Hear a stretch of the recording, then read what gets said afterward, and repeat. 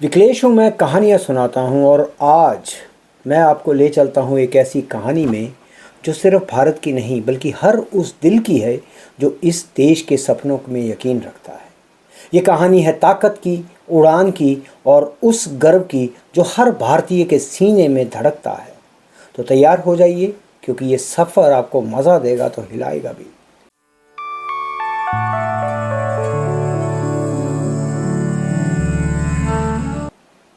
Donald Trump ने भारत की अर्थव्यवस्था को एक डेड इकोनॉमी कहा। ये तो वैसा ही है कि जैसे कोई कहे कि हिमालय की चोटियां गायब हो गई, सूरज ठंडा पड़ गया। दोस्तों, भारत की जो जीडीपी है 7% की रफ्तार से उड़ान भर रही है और दुनिया की बड़ी अर्थव्यवस्थाओं में सबसे तेज है। आईएमएफ और वर्ल्ड बैंक के सारे अनुमान भारत की इस ताकत के सामने बौने साबित हो रहे हैं, बौने नजर आ रहे हैं। लेकिन ट्रंप का असली खेल क्या है? ट्रंप क्या कहना चाहते हैं? एक तरफ तो भारत पर 25% टैरिफ की मार डाल रहे हैं और दूसरी तरफ पाकिस्तान को तेल की खोज में फंडिंग कर रहे हैं। ये क्या है? भारत को सजा और पाकिस्तान को इनाम? ये दोहरा रवैया भारत की बढ़ती ताकत से उनकी बेचैनी को दिखाता है। और भारत आज दुनिया की चौथी सबसे बड़ी अर्थव्यवस्था है और 2030 में तीसरे नंबर पर होगा। भारत भी दुनिया की तीसरी सबसे बड़ी अर्थव्यवस्था बनने जा रहा है।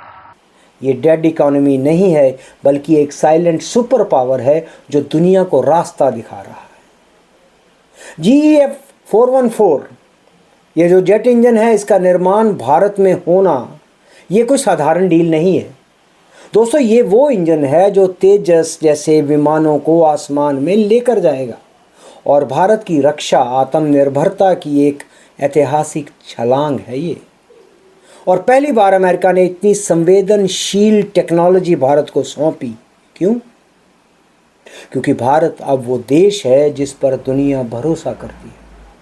2014 में भारत का रक्षा निर्यात जो था, डिफेंस एक्सपोर्ट जो था, वो 2000 करोड़ रुपए ही था, लेकिन आज ये 21,000 करोड़ को छू रहा है। स्वदेशी मिसाइलें, सुपर कंप्यूटर और अब जेट इंजन। भारत अब खरीदार नहीं है, निर्माता है।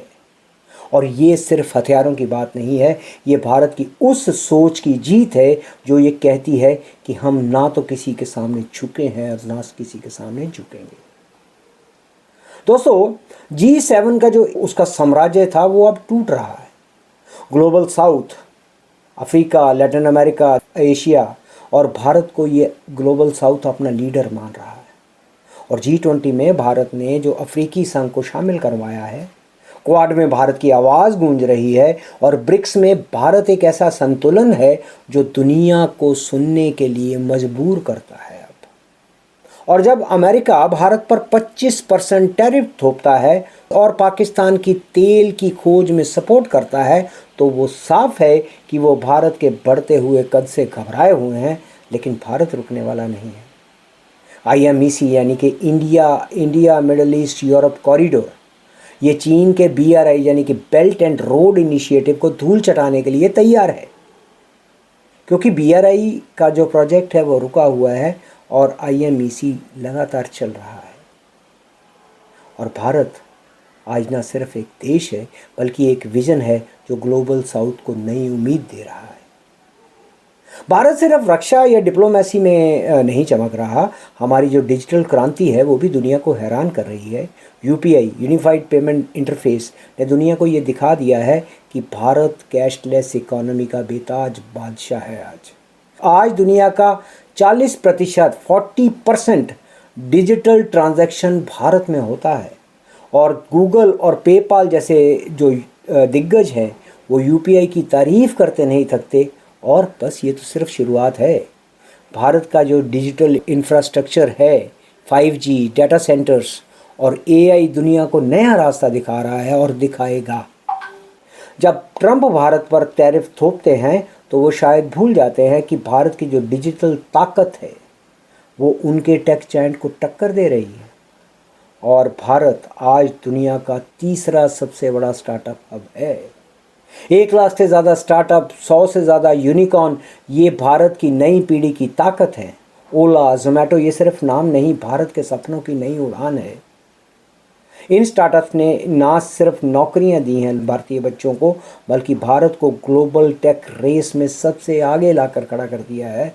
और ये सब तब हुआ जब अमेरिका जैसे देश भारत पर टैरिफ की मार डाल रहे हैं। लेकिन भारत ना रुका है ना रुकेगा, वो तो तेजी से दौड़ रहा है। पाकिस्तान में सुना है तेल मिला है और अमेरिका उसकी खोज में फंडिंग कर रहा है।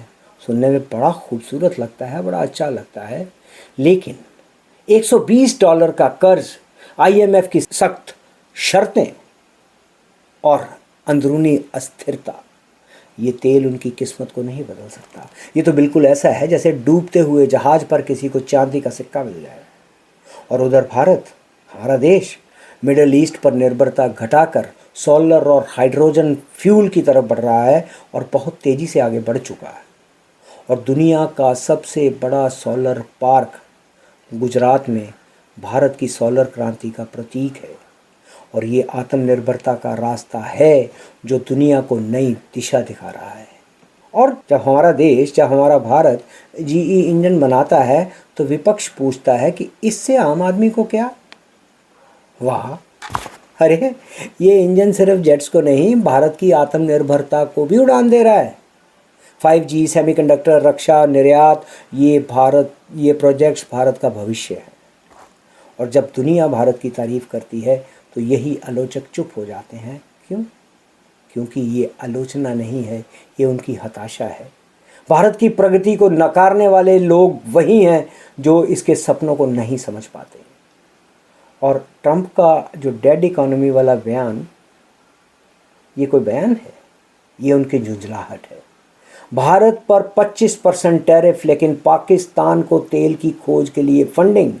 ये दोहरा रवैया भारत की ताकत से डर का सबूत है। और चीन, वो भारत के IMSC कॉरिडोर से बेचैन है क्योंकि उनके BRI को धूल चटाने के लिए तैयार है ये प्रोजेक्ट। और भारत अब सिर्फ एक देश नहीं है, एक विज़न है। सिलिकॉन वैली से लेकर ग्लोबल साउथ तक भारत की आवाज़ गूंज रही है और ये आवाज़ और तेज़ होती जाएगी क्योंकि ये रुकने वाली आवाज़ नहीं है। भारत की ताकत उसके लोग हैं, युवा हैं, वैज्ञानिक हैं, सैनिक हैं, किसान हैं। 50% आबादी 25 साल से कम उम्र की है और ये हमारा तुर्क का इक्का है। बहुत से देशों ने इस तुर्क के इक्के को उजाड़ने की कोशिश की, किसी ने इसको नशे में डालने की कोशिश की, लेकिन ये भारत है जो हर बार उभर जाता है। और जब कोई भारत को डेड इकोनॉमी कहे तो उसे एक बार फिर से दुनिया के नक्शे पर उभरते हुए भारत को देखना चाहिए, क्योंकि ये देश सिर्फ सपने नहीं देखता, उसे सच भी करता है। और भारत आज ना सिर्फ अपनी कहानी लिख रहा है, बल्कि दुनिया की कहानी को नया मोड़ दे रहा है। विकलेश हूँ, मैं कहानियाँ सुनाता हूँ और ये थी आज की कहानी। और अगर ये कहानी आपको अच्छी लगी हो तो इस वीडियो को लाइक करें, इसको शेयर करें, इस पे कमेंट्स करें और मेरे चैनल को सब्सक्राइब करना नहीं भूलें, क्योंकि इतिहास तभी बदलता है जब हम इसे अपने शब्दों में फिर से लिखते हैं। तो अगली कहानी आने तक आप स्वस्थ रहिए, व्यस्त रहिए। जय हिंद, जय हिंद, जय हिंद।